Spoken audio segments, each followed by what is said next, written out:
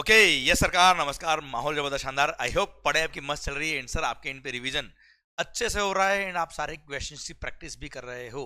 Okay एक बात sir, जितने भी क्वेश्चंस की प्रैक्टिस आपने अब तक करी है बच्चों, सर ध्यान देना, आप जो वर्किंग नोट लिखते हो, मैंने वैसे लेक्चर्स में बताया आपको, क्वेश्चंस के लेक्चर में, पर फिर भी बता देता हूँ आपस में कि जो आप क्वेश्चंस के आंसर लिखते हो उसमें बुक का लैंग्वेज का जरूरत बिल्कुल भी नहीं है। Right your own language. आप ये ध्यान रखिए कि जो भी आप आंसर लिख रहे हो वो आंसर आपके माइंड में क्यों आया, बस वो लिखने का है खुद की लैंग्वेज में। जो कॉपी चेक कर रहा है एग्जामिनर, उनको ये पता चलना चाहिए कि आपको टॉपिक आता है। दैट्स इट, यही इंटेंट रखिए। मैं कह रहा हूँ बहुत मजा आएगा आपको और आपके मार्क्स बहुत अच्छे आएंगे और आपको कोई भी बुक की लैंग्वेज लिखने की जरूरत नहीं है। ओके बच्चों, चलिए सरकार हम पढ़ते हैं अगला पॉइंट, सेक्शन नंबर।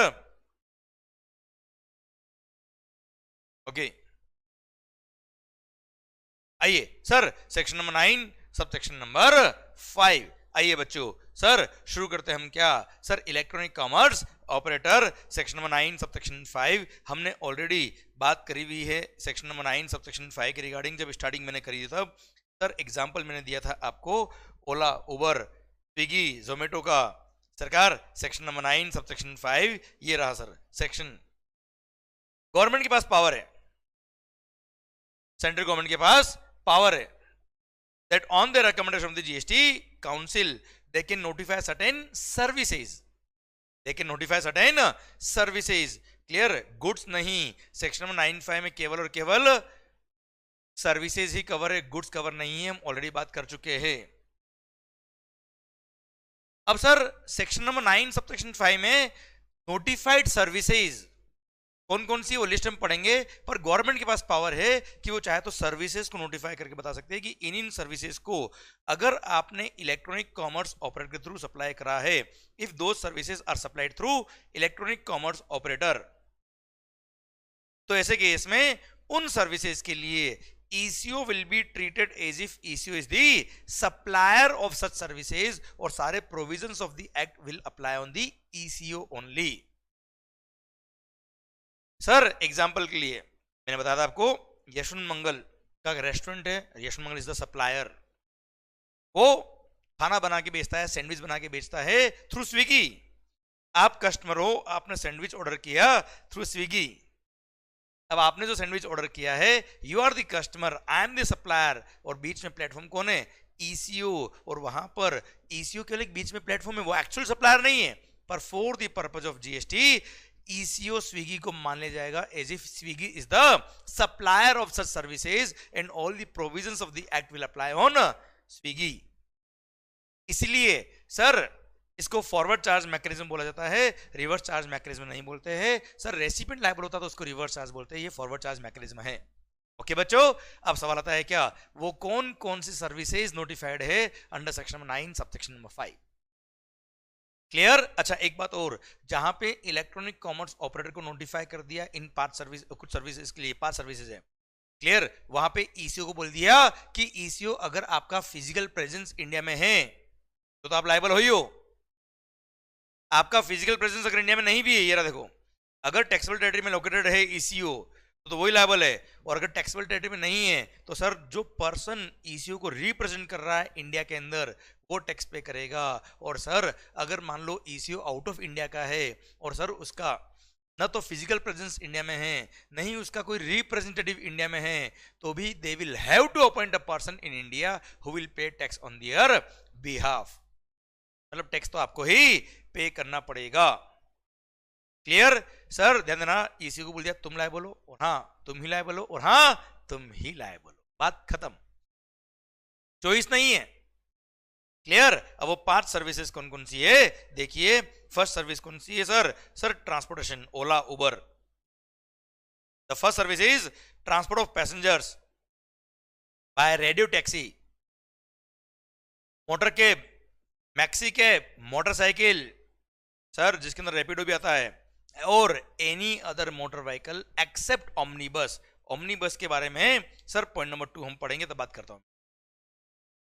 तो सर ओमनीबस छोड़ के बाकी जितने भी मोटर व्हीकल सब इसमें कवर हो गए कुल। क्लियर। अगर ट्रांसपोर्ट ऑफ पैसेंजर किया है तो ऐसे कि इसमें sir Swiggy, Ola, Uber liable होंगे। के सर वो टैक्सी ड्राइवर जो एक्चुअल सर्विस सप्लायर है वो लायबल नहीं है। अब sir second, transport of passenger by omnibus. अब ओमनीबस पहले मैं समझाता हूं ओमनीबस क्या होता है बच्चों।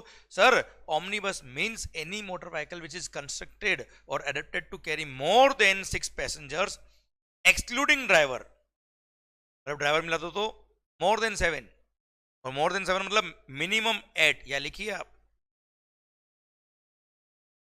मिनिमम 8 पर्सन्स, मिनिमम 8 पर्सन्स की कैपेसिटी वाला व्हीकल जो होता है उसको बोलते हैं क्या, ओमनीबस। और अगर वो ओमनीबस है तो ऐसे केस में बोल दिया गया है क्या कि ओमनीबस के थ्रू अगर आप ट्रांसपोर्ट ऑफ पैसेंजर कर रहे हो और अगर उसका बुकिंग जो किया है वो ईसीओ के थ्रू किया है, तो ऐसे केस में अगर सर्विस सप्लायर जिसकी ओमनीबस है खुद की, वो खुद अगर एक कंपनी है, बेटा एक कंपनी है, तो 95 नहीं लगेगा।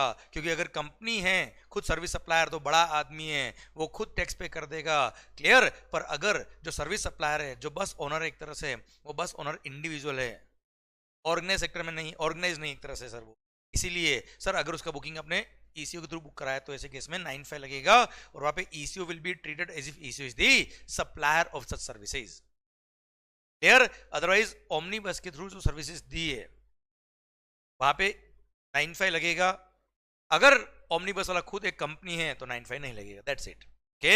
फिर आता है क्या sir, providing accommodation service in hotels, in guest house, club, camp site और other commercial places meant for residential और लॉजिंग पर्पसेस, कुछ के होटल सर्विसेज।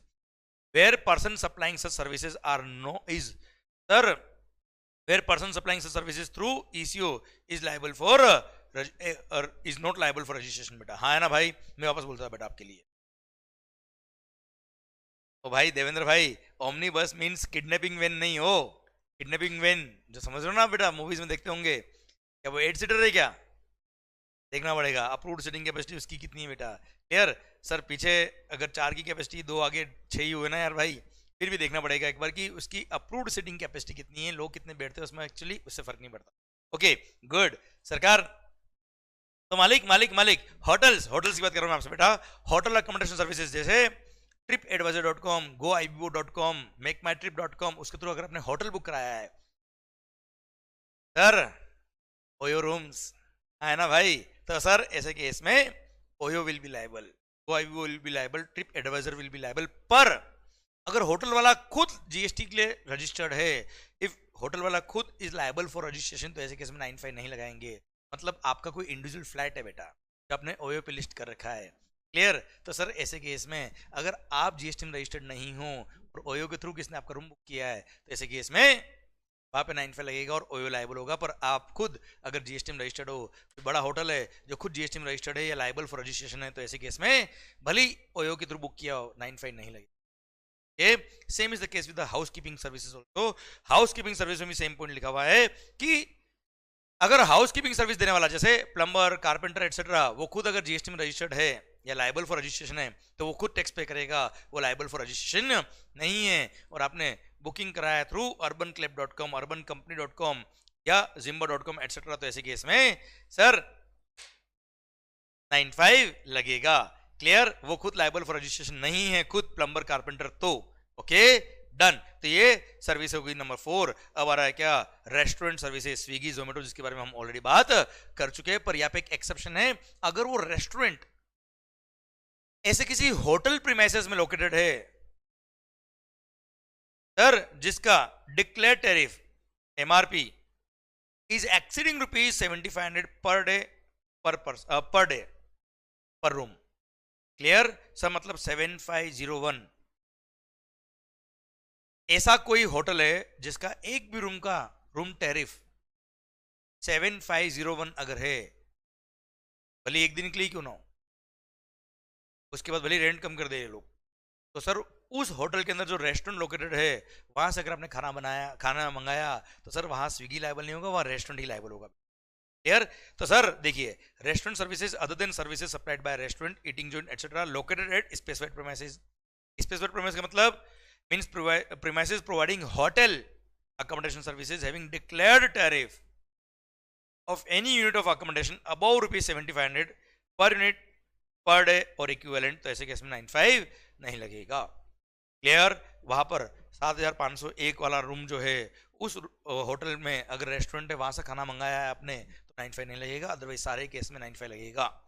क्लियर? डन। ये 5 सर्विसेज है जहां पे क्या लगता है 95, और जहां 95 लगता है वहां पर ईसीयू लायबल होगा। क्लियर? रेडियो टैक्सी का मतलब क्या होता है? AC taxi which is in two way communication with the centralised office through GPS और जीपीआरएस। क्लियर? पक्का बच्चों? डन। सरकार ये जो प्रोविजन लगेंगे केवल नोटिफाइड सर्विसेज के लिए, गुड्स के लिए एप्लीकेबल नहीं है, और ये भी 5 सर्विसेज के लिए नोटिफाइड है, बाकी और कोई सर्विसेज के लिए लायबल नहीं है, 95 नहीं लगता है। क्लियर? और जहां पे ईसीयू लायबल है वहां पे ईसीयू ही लायबल है बच्चों। यस या नो? और ECU will be treated as if ECU is the supplier of services. मैं ऑलरेडी बात कर चुका आपसे। आइए सर, ये 95 का प्रोविजन खत्म होता है। अब एक सर्कुलर दे रखा था रिगार्डिंग रेस्टोरेंट। जब रेस्टोरेंट को 95 के इसको में लेके आया तो कुछ क्लैरिटी गवर्नमेंट ने दी है। Would the ECOs be liable to pay tax on supply of restaurant services made by unregistered business entities? भाई सैंडविच वाला रेस्टोरेंट वाला रजिस्टर्ड हो या ना हो, सर अगर आपने स्विगी के थ्रू खाना मंगाया है तो स्विगी ही लायबल है, बात खत्म। भले ही वो सैंडविच वाला रेस्टोरेंट रजिस्टर्ड नहीं है, कोई फर्क नहीं पड़ता। Okay, done. Second, can the supplies of restaurant service made through the ECOs be recorded as inward supply of ECOs liable to reverse charge in GST 3B? GST 3B is the return. आप मुझे बताओ sir 95 के case में ECO will be treated as if ECO is the supplier of such services. ECO is not recipient of services, इसलिए reverse charge नहीं बोलते, उसको forward charge बोलते हैं। And sir ECOs will not record them as inward supplies, those are their outward supplies. Clear? Done. फिर sir, would ECOs be liable to reverse proportional input tax credit on his input goods or services for reason that input tax credit is not admissible on restaurant services? Actually तुम्हें पहले समझाता हूँ इसके पीछे background क्या है। Sir restaurant पर rate of tax is 5%। अब 5% रेट ऑफ टैक्स जो किया हुआ है उसमें रेस्टोरेंट्स को ITC नहीं मिलता है। मतलब आप स्विगी जोमेटो को छोड़िए, आप मेरे रेस्टोरेंट पे अगर आएंगे खाना खाएंगे तो ऐसे कि इसमें सर मैं जो बिल पे टैक्स लगाऊंगा वो 5% लगाऊंगा, पर मैंने खाना बनाने के लिए जो भी input service capital goods purchase किया उसको मेरे को कोई क्रेडिट नहीं मिलेगा। क्लियर? तो सर जब क्रेडिट नहीं मिलता तो उसको एक तरह से एग्जाम सप्लाई की तरह माना जाता है। वैसे एग्जाम है नहीं, पर ITC के एंगल से देखे तो उसको एग्जाम सप्लाई मानते हैं। तो पॉइंट आता है क्या, अगर रेस्टोरेंट सर्विस के लिए ECO को लायबल कर दिया, ECO is the supplier of such services. अब ECO जो 5% टैक्स पे करेगा तो सर ECO को ये मानेंगे कि वो एग्जाम सप्लाई कर रहा है, इसलिए उसका जो ITC वगैरह है उसको रिवर्स करना पड़ेगा? Answer is no. हाँ सर, वापस सुनना, ECO की खुद की आउटवर्ड सप्लाई भी तो है, जैसे ECO खुद की भी सर्विसेज सप्लाई करता है। ECO की कमीशन की इनकम होती है, उस पर 18% GST लगता है बेटा। ECO को खुद की सर्विसेज के लिए जो नॉर्मल टैक्स पे करना पड़ता है उसको नॉर्मल ITC सारा अलाउड है। क्लियर? मान लो 95 नहीं होता तो भाई आज स्विगी जो कमीशन चार्ज कर रहा है रेस्टोरेंट वालों से, हम लोगों से प्लेटफॉर्म फी चार्ज कर रहा है, उसके चार्ज पे GST लगता है 18%। अब उसके लिए वो इतना एडवर्टीजमेंट करता है, मार्केटिंग करता है, इतने खर्चे करता है, उन सब पे जो GST पे किया होगा उसने इनपुट सर्विस कैपिटल गुड्स पे, उन पे जो GST पे किया उसका सारा ITC ECO लेगा खुद के कमीशन की इनकम की टैक्स पे करने के लिए। अब 95 लगा दिया, उसकी वजह से ECO इज लायबल टू पे टैक्स ऑफ रेस्टोरेंट सर्विसेज। तो क्या वो सारे इनपुट सर्विस कैपिटल गुड्स जो खुद के बिजनेस के लिए काम आ रहे थे, ये कहेंगे कि वो सारे इनपुट वगैरह जो थे वो रेस्टोरेंट की सब्जी बनाने में काम आ रहे थे? Answer is no. इसलिए there is no need to reverse any input tax credit by electronic commerce operator. Clear? हाँ, ECO जो 5% टैक्स पे करेगा that payment has to be made in cash only. ये 5% जो टैक्स पे करना है through cash ledger ही पे करना है, वो ITC के थ्रू पे नहीं कर सकता है। अब सर रेस्टोरेंट की जो लायबिलिटी आती है सर, उसको जो ECO टैक्स पे करेगा वो पेमेंट करने के लिए वो ITC यूज नहीं कर सकता है, पूरा कैश लेजर के थ्रू पे करना है। क्लियर? पर बाकी का जो उसका अदर लायबिलिटीज है, जो खुद के कमीशन पे प्लेटफॉर्म फी पे जो उसका GST लगता है, उसकी लायबिलिटी को पे करने के लिए वो अपना सारा ITC यूज कर सकता है, उसको कोई ITC रिवर्स करने की जरूरत नहीं है। क्लियर मालिक? सर एक last, would ECO or would restaurant service and goods or services other than restaurant service sold by a restaurant to a customer under the same order be billed differently? Who shall be liable for raising invoices in such case? अब जैसे restaurant पर sir आप मान लो किसी Swiggy से order कर रहे हो साहब, किसी रेस्टोरेंट से। अब रेस्टोरेंट जो खाना बना के बेच रहा है वो तो बेच ही रहा है, आपने मान लो कुछ ऐसा गुड्स भी ऑर्डर कर दिया along with the restaurant service, जो ट्रेडिंग होता है बेटा। जैसे सर चिप्स का पैकेट, वेफर्स का पैकेट मंगा दिया आपने, आया ना भाई बालाजी वेफर्स। अब सर पॉइंट आता है क्या, जो वेफर का पैकेट है वो तो ट्रेडिंग है ना, वो थोड़े उस रेस्टोरेंट ने बना के बेचा है बेटा, वो तो खरीद के बेचा है बेटा। तो सर रेस्टोरेंट सर्विस में क्या आता है, जो कुकिंग करके उसने बेचा है, जो ट्रेडिंग करके बेचा है वो रेस्टोरेंट सर्विस में नहीं आता है। ऐसे केस में मान लो आपने खाना ऑर्डर किया और खाना ऑर्डर करने के साथ में कुछ ऐसा गुड्स ऑर्डर कर दिया जो रेस्टोरेंट सर्विस के स्कोप में नहीं आता है, तो सर जो रेस्टोरेंट सर्विस का मान लो बिल था होता ₹750 और 50 रुपए की थी। तो दूसरी गुड्स जो ट्रेडिंग के रेस्पेक्ट में थी, जिसके लिए वो ट्रेडर था, और 750 रुपए की क्या थी, रेस्टोरेंट सर्विस थी। तो सर 750 का जो रेस्टोरेंट सर्विस का जो बिल था प्लस 50 रुपए का जो ट्रेडिंग का बिल था, बिल तो एक ही था बेटा। आपने तो सेम ऑर्डर के अंदर पैसा ये ऑर्डर किया बेटा। अब 95 लगता है केवल इस पर, क्लियर, इस पे 95 नहीं लगता। तो ऐसे केस में क्या होगा, ECO will be liable to raise invoice and make other compliance only on this service. Clear. तो सर 95 जो लगेगा वो 750 पे लगेगा। 95 जहां लगता है वहां पे ECO is the supplier of services, तो उसके लिए बिलिंग भी कौन रेज करेगा, ECO ही बिल रेज करेगा। हाँ 50 रुपए का जो है माल, उसके लिए रेस्टोरेंट जो है वो नॉर्मल ट्रेडर है, वही सप्लायर माना जाएगा, वहां पे 95 नहीं लगता बेटा। तो सर इसके लिए restaurant will issue the invoice और इसके लिए ECO will raise the invoice. 50 रुपए पे टैक्स पे करने के लिए लायबल कौन है, रेस्टोरेंट। 750 पे टैक्स पे करने के लिए लायबल कौन है, ECO। ओके मालिक, डन। और हाँ ध्यान रखिएगा, जहां पर 95 लगता है वहां TCS नहीं लगता है, TCS हम आगे पढ़ेंगे, TCS नहीं लगता जहां 95 लगता है। पर सर अगर 50 रुपए पे 95 नहीं लग रहा तो वहां TCS जरूर लगेगा, वो हम आगे डिस्कस करेंगे। Clear. So other than restaurant supplies होती है, I repeat, other than restaurant supplies होती है, उसके लिए नॉर्मल सप्लायर ही लायबल होगा, वहां पे 95 नहीं लगता और वहां पे TCS के प्रोविजन लगेंगे। पर जो रेस्टोरेंट वाला पोर्शन होगा उस पे 95 लगेगा, उसके लिए ECO ही बिल रेस करेगा और सारे प्रोविजन ECO पे लगेंगे। और 50 रुपए वाले ट्रांजेक्शन पे ECO के प्रोविजन नहीं लगेंगे, वहां नॉर्मल TCS के प्रोविजन लगेंगे। इसी के साथ भारत माता की जय। इसी के साथ ये पूरा सेक्शन नंबर 9 सब सेक्शन 5 भी खत्म होता है अब, और इसी के साथ ये पूरा चैप्टर, ये पूरा टॉपिक भी खत्म होता है अब। I think all is well, clear, done. इसी के साथ भारत माता की जय, ये चैप्टर खत्म होता है अब। जो गूगल ड्राइव में बच्चे हैं उनके लिए लेक्चर ये स्टॉप कर रहा हूं, क्लियर। जो लाइव में उनके लिए कंटिन्यू कर रहा हूं, और सर ये क्लिप कट करके अगला लेक्चर अगले चैप्टर से हम शुरू कर रहे हैं बेटा। भारत माता की जय।